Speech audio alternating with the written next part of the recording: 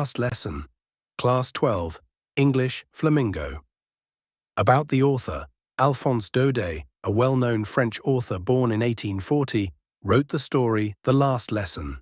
He was famous for his stories and novels that portrayed everyday French life during the 1800s. His writings often focused on human emotions and social issues.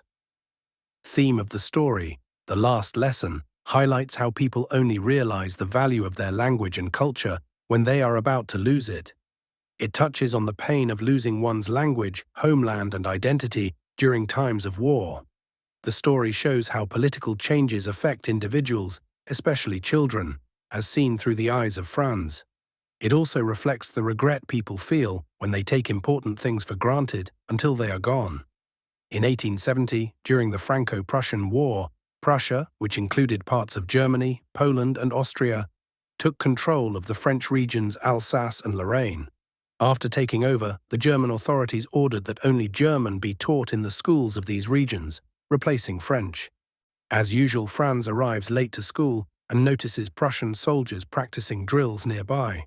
He also sees people gathered around the bulletin board, checking for war updates. The overall mood around the school feels tense and serious. M. Hamel, the teacher, tells the students that this will be his final French lesson because of the new rule from higher officials. Instead of scolding Franz for being late or unprepared, he reflects on the past, remembering how often students wasted chances to learn French.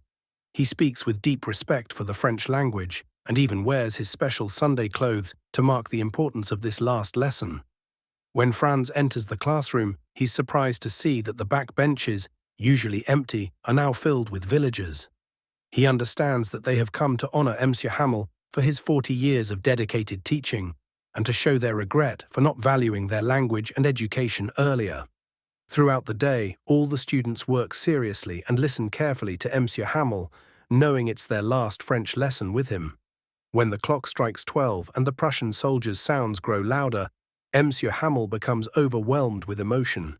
Tears fill his eyes, and his heart feels so heavy that he can't speak his goodbye.